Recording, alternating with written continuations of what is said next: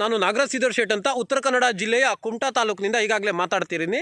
ವಿಷಯ ಏನಂದರೆ, ಈಗಾಗಲೇ ಬಾಂಗ್ಲಾದೇಶದಲ್ಲಿ ನಡೆದಿರುವಂಥ ಒಂದು ಹಿಂದೂ ಯುವಕನ ಮೇಲೆ ಒಂದು ಪೇಚಾಚಿಕ ಕೃತ್ಯವನ್ನು ನಡೆದಿದೆ. ಅದಕ್ಕೆ ನಾವು ತೀವ್ರವಾದ ವಿರೋಧವನ್ನು ವ್ಯಕ್ತಪಡಿಸ್ತಿದ್ದೀನಿ. ಕಾರಣ ಏನಂದರೆ, ಈಗಾಗಲೇ ನೋಡಿ, ಕಳೆದ ಬಾರಿನೂ ಕೂಡ ಇದೇ ರೀತಿಯಾದಂಥ ಒಂದು ಕೋಮು ಗಲಭೆ ನಡೆದಿತ್ತು ಅಲ್ಲಿ. ಆ ಸಮಯದಲ್ಲಿ ನಮ್ಮ ಪಾಪ ಪ್ರಧಾನಿ ಅವರು ಯಾವುದೇ ರೀತಿಯಾದಂಥ ಅಲ್ಲಿ ಏನು ಭಯ ಮೂಡಿಸಲಿರಲಿಲ್ಲ. ಆ ಒಂದು ನಿಟ್ಟಲ್ಲಿ ಇದನ್ನು ಮತ್ತೆ ಮರುಕಳಿಸಿದೆ ವಿಶೇಷವಾಗಿ. ಮತ್ತು ಏನಂದರೆ, ಅವರು ಏನು ಯಾವ ದೇವಸ್ಥಾನದಲ್ಲಿ ಪುರೋಹಿತಗಿರಿ ಮಾಡ್ತಾ ಇದ್ದಾರೋ ಗೊತ್ತಿಲ್ಲ, ಮತ್ತು ಯಾವ ದೇವಸ್ಥಾನದಲ್ಲಿ ಹೋಗ್ಬಿಟ್ಟು ನೀರಲ್ಲಿ ಮುಳುಗ್ತಾ ಇದ್ದಾರೋ ಗೊತ್ತಿಲ್ಲ. ಅವರು ರಾಜತಾಂತ್ರಿಕತೆಯನ್ನೇ ಮರ್ತಿದ್ದಂಗೆ ಕಾಣಿಸ್ತಾ ಇದೆ. ಅದಕ್ಕಾಗಿ ನಮ್ಮ ಹಿಂದೂಗಳ ಯುವಕರ ಭದ್ರತೆಯೇ ಇಲ್ಲ ವಿಶ್ವವ್ಯಾಪ್ತಿಯಲ್ಲಿ. ಯಾಕಂತ ಕೇಳಿದ್ರೆ, ನಾವು ವಿಶ್ವಗುರು ಮತ್ತೊಂದು ಮಗದೊಂದು ಹೇಳಿದ್ರಾಗಲಿಲ್ಲ. ಅಲ್ಲಿ ನಮಗೆ ನಂಬ್ಕೊಂಡಿರುವಂಥ ಕೆಲವೊಂದು ರಾಷ್ಟ್ರಗಳಲ್ಲಿ ನಮಗೆ ಹಿಂದೂಗಳು ಏನು ನಮ್ಮ ದೇಶವನ್ನೇ ನೋಡ್ತಾರೆ. ಅವ್ರು ಏನಾದರೂ ಕಷ್ಟ ಬಂದವಾಗ ಆವಾಗ ನಮ್ಮ ಪ್ರಧಾನಿ ಆದವರು ಅಲ್ಲಿಯ ಒಂದು ಏನು ಸ್ಥಿತಿಗತಿಯನ್ನು ಅರಿದುಕೊಂಡು ಅವರಿಗೆ ತಪ್ಪಿತಸ್ಥರಿಗೆ ಶಿಕ್ಷೆ ಕೊಡಿಸುವಂಥದ್ದಾಗಿರ್ಬೋದು, ಮತ್ತು ಮುಂದಿನ ವಿಶ್ವದ ಜಾಗತಿಕ ಮಟ್ಟದಲ್ಲಿ ಅಲ್ಲಿ ಬಾಂಗ್ಲಾದೇಶ ಏನಿದೆ ಅವರಿಗೆ ಎಲ್ಲ ನಿಷೇಧವನ್ನು ಮಾಡಬೇಕು. ಯಾಕೆ ನಾವು ಪಾಕಿಸ್ತಾನದಲ್ಲಿ ಯಾವುದೇ ರೀತಿ ಮಾಡಿದ್ದೀವಿ ನೋಡಿ, ಅದೇ ರೀತಿಯಲ್ಲಿ ಮಾಡಬೇಕು ಒಂದು ಮೊದಲನೇದಾಗಿ. ಮತ್ತೇನೆಂದರೆ, ಅಲ್ಲಿ ಮಮತಾ ಬ್ಯಾನರ್ಜಿ ಏನಿದ್ದಾರೆ ಪಶ್ಚಿಮ ಬಂಗಾಳದ ಮುಖ್ಯಮಂತ್ರಿಗಳು, ಅವರನ್ನು ಕೂಡ ಅಲ್ಲಿನ ಕೆಳಗಿಳಿಸಬೇಕು. ಯಾಕಂತ ಕೇಳಿದ್ರೆ ಅಲ್ಲಿಯ ಜನತೆ, ಯಾಕಂತ ಕೇಳಿದ್ರೆ ಹಿಂದೂಗಳು, ಯಾಕಂತ ಕೇಳಿದ್ರೆ ಅಲ್ಲೂ ಕೂಡ ಅವ್ರಿಗೆ ಭಯ ಭೀತಿ ಏನೂ ಇಲ್ಲ. ಆ ಬಾಂಗ್ಲಾದವ್ರಿಗೆ ಹಿಂದೂ ಹೋದವರು ಅಂದರೆ ಏನೋ ಒಂದು ರೀತಿಯಲ್ಲಿ ನೋಡ್ತಾ ಇದ್ದಾರೆ. ಮತ್ತು ಪ್ರಧಾನಿಗಳು ಏನು ಮಾಡ್ತಾ ಇದ್ದಾರೆ ಅಂದರೆ, ಎಲ್ಲಿ ಯಾವ ದೇವಸ್ಥಾನದಲ್ಲಿ ಪೂಜೆ ಪುರಸ್ಕಾರ, ಅವ್ರು ರಾಜತಾಂತ್ರಿಕತೆ ಮರೆತಿದ್ದಾರೆ. ಯಾಕಂತ ಕೇಳಿದ್ರೆ ಮಹಾಭಾರತ ಕಾಲದಿಂದನೂ ಕೂಡ ರಾಜಕೀಯನೇ ಬೇರೆ ಮತ್ತು ಧರ್ಮ ಪ್ರಚಾರನೇ ಬೇರೆ. ಇವರು ಎಲ್ಲದೂ ಮಾಡ್ತಾ ಇದ್ದಾರೆ. ಯಾಕಂತ ಕೇಳಿದ್ರೆ ರಾಮ ಮಾಡಿರುವಂಥದ್ದು ಧರ್ಮ ಪ್ರಚಾರ ಅಲ್ಲ, ಅವರು ಮಾಡಿರುವಂಥದ್ದು ರಾಮರಾಜ್ಯ. ಧರ್ಮ ಪ್ರಚಾರಕ್ಕೆ ಧರ್ಮಗುರುಗಳಿದ್ದರು ಅವರ ಆಸ್ಥಾನದಲ್ಲಿ.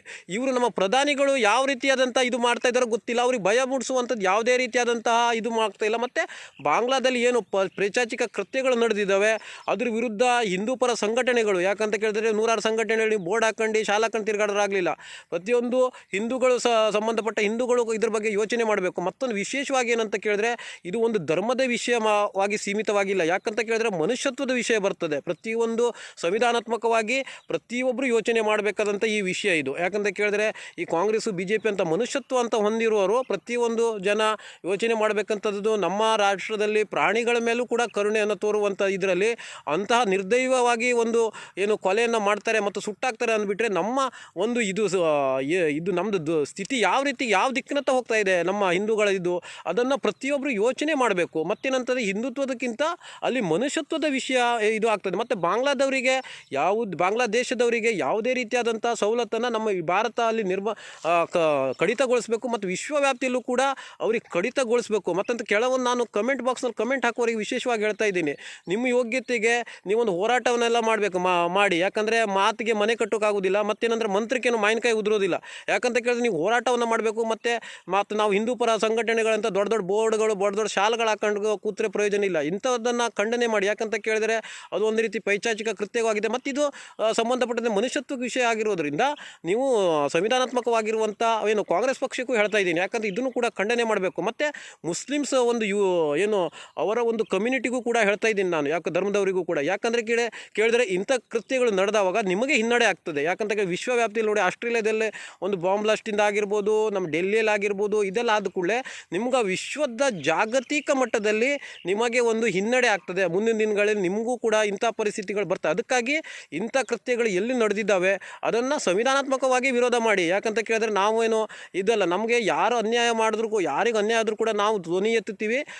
ನಮ್ಗೆ ಅದ್ರ ಬಗ್ಗೆ ಏನು ಮುಲಾಜಿಲ್ಲ. ಆ ಒಂದು ನಿಟ್ಟಿನಲ್ಲಿ ಈಗಾಗಲೇ ನಮ್ಮದು ಕಮೆಂಟ್ ಬಾಕ್ಸ್ನಲ್ಲಿ ಅವರು ಏನು ಕಮೆಂಟ್ ಹಾಕ್ತಾರೆ, ಅವ್ರ ಯೋಗ್ಯತೆಗೆ ಈಗಾಗಲೇ ಈ ಕಮೆಂಟ್ ಹೋರಾಟವನ್ನು ಮಾಡಿ. ಯಾಕಂತ ಕೇಳಿದ್ರೆ ಅವ್ರು ನಮ್ಗೆ ಬ್ಯಾಡ್ದೆಲ್ಲ ಕಮೆಂಟ್ ಹಾಕೋರು 0 ಫಾಲೋವರ್ಸು 0 ಸಬ್ಸ್ಕ್ರೈಬರ್ಸು ಇಂಥರೇ ಲಾಟ್ಬಿಟ್ಟಿರ್ತಾರೆ. ಸ್ಟ್ಯಾಂಡರ್ಡ್ ಜನ ಯಾರು ಕಮೆಂಟ್ಸ್ ಹಾಕಲ್ಲ.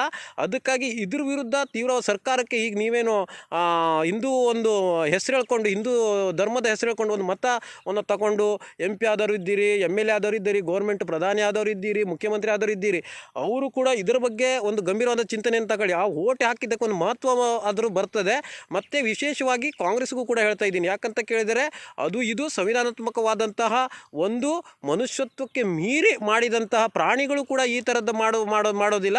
ಅದಕ್ಕಿಂತ ಮೀರಿ ಆಗಂತ ಈ ಕೃತ್ಯಗಳನ್ನು ಅವ್ರಿಗೆ ಭಯಭೀತಿಯನ್ನು ಏನೂ ಇಲ್ಲ. ಭಯಭೀತಿ ಮೂಡಿಸುವಂತಹ ಹೋರಾಟವನ್ನು ಹಿಂದೂಪರ ಸಂಘಟನೆ ಆಗಿರ್ಬೋದು, ಕೇಂದ್ರ ಸರ್ಕಾರ ಆಗಿರ್ಬೋದು, ಮತ್ತು ಪ್ರತಿಯೊಂದು ಪ್ರಜೆಯೂ ಕೂಡ ವಿಶ್ವದ ಜಾಗತಿಕ ಮಟ್ಟದಲ್ಲಿ ಯೋಚನೆ ಮಾಡಬೇಕು. ಮತ್ತೇನೆಂದರೆ ಅಲ್ಲಿ ಮತ್ತು ವಿಶ್ವದ ಏನು ಇದು ಒಂದು ಕೃತ್ಯ ಆಯಿತು ಅಲ್ಲಿಂದ ಕೊನೆ ಆಗೋಕ್ಕಿಲ್ಲ. ಅವರಿಗೆ ಶಿಕ್ಷೆ ಆಗೋ ತನಕ ಹೋರಾಟ ಮಾಡಿದ್ರು ಕೂಡ ಆಗೋ ತನಕ ಹೋರಾಟ ಮಾಡಬೇಕು, ಬಿಸಿ ಮುಡಿಸ್ಬೇಕು. ಬಿಸಿ ಮುಡಿಸಿದವಾಗ ಅವರು ಮುಂದಿನ ದಿನಗಳಲ್ಲಿ ಇಂತಹ ಕೃತ್ಯಕ್ಕೆ ಕೈ ಹಾಕೋದ್ರಲ್ಲಿ 100 ಸರಿ ಯೋಚನೆ ಮಾಡ್ತಾರೆ. ಯಾಕಂತ ಕೇಳಿದ್ರೆ ಯಾವುದೇ ಧರ್ಮಕ್ಕೆ ಸೀಮಿತವಾದ ನಮ್ಮದು ಹೇಳಿಕೆ ಅಲ್ಲ, ನಮ್ಮದು ನ್ಯಾಯಬದ್ಧವಾದಂಥ ಮನುಷ್ಯತ್ವವನ್ನು ಉಳಿಸುವಂಥದ್ದು. ಯಾಕಂತ ಕೇಳಿದ್ರೆ ಕಳೆದ ಬಾರಿ ಮನುಷ್ಯತ್ವ ಉಳಿಸ್ತೀವಿ, ಲಂಕೇಶ್ ಯಾರು ಗೌರಿ ಲಂಕೇಶ್ ಸತ್ತಾಗ ಈ ದೊಂಬರಾಟದ ಯಾರು ಪ್ರಕಾಶ್ ರಾಯ್ ಎಲ್ಲ ಮಾತಾಡಿದರು, ನಾವು ಹಿಂಗಾಯ್ತು ಹಾಗಾಯ್ತು ಅಂತ. ಈಗೆಲ್ಲ ಪ್ರಕಾಶ್ ರಾಯರಂಥವ್ರು ಕಾಂಜಿ ಪಿಂಜಿ ನನ್ನ ಮಕ್ಕಳೆಲ್ಲ ಎಲ್ಲಿ ಹೋಗಿದ್ದಾರೆ ಅಂತ ನಮಗಂತೂ ಅರ್ಥ ಆಗ್ತಾ ಇಲ್ಲ.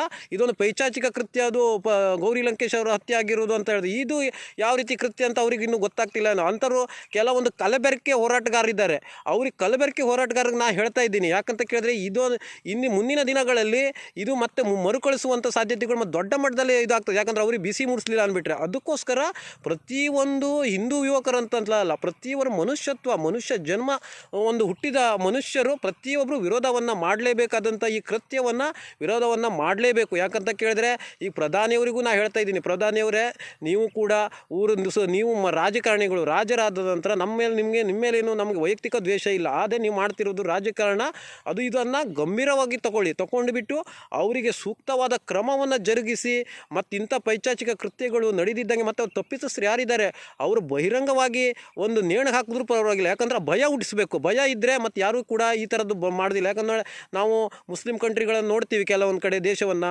ದುಬೈ ಗಿಬೈ ಆಗಿರ್ಬೋದು, ಅಲ್ಲೆಲ್ಲ ಅಲ್ಲಿ ಕೂಡ ಯಾವ ಸಿಸ್ಟಮ್ಗಳು ಒಳ್ಳೆ ರೀತಿ ಇರೋದ್ರಿಂದ ಅಲ್ಲಿ ಇಂಥಗಳ ಕೃತ್ಯಗಳು ನಡೆಯೋದಿಲ್ಲ. ಇಂಥ ರಾಷ್ಟ್ರದಲ್ಲಿ ಏನಾಗ್ತಾ ಇದೆ ಕೇಳಿದ್ರೆ ಸಿಸ್ಟಮ್ಗಳ ಭಯನೇ ಇಲ್ಲ, ಸಂವಿಧಾನದ ಭಯನೇ ಇಲ್ಲ, ಕಾಯ್ದೆ ಕಾನೂನು ಮೇಲೆ ಭಯ ಇಲ್ಲ ಅವರಿಗೆ. ಅವ್ರ ಮೇಲೆ ದರ್ಪವನ್ನು ಮೇರ್ತಾ ಇದ್ದಾರೆ. ಆ ಒಂದು ನಿಟ್ಟಿನಲ್ಲಿ ಈಗಾಗಲೇ ಈ ಕಾಂಜಿ ಪಿಂಜಿ ಹಿಂದೂ ಪರ ಸಂಘಟನೆಗಳು ಮತ್ತೇನಂದರೆ ಕಮೆಂಟ್ ಬಾಕ್ಸಲ್ಲಿ ಹಾಕೋರಲ್ಲ, ನೀವು ಅದನ್ನು ವಿರೋಧ ಮಾಡಿ. ಯಾಕಂದರೆ ಮುಂದಿನ ದಿನಗಳಲ್ಲಿ ನಿಮಗೂ ಕೂಡ ಬಂದರೂ ಕೂಡ ಅದು ಇದಿಲ್ಲ. ಅದ್ರ ನಿಟ್ಟಿನಲ್ಲಿ ನಾವೊಂದು 2 ಹೇಳಿಕೆಯನ್ನು ನೀಡಿದ್ದೀನಿ.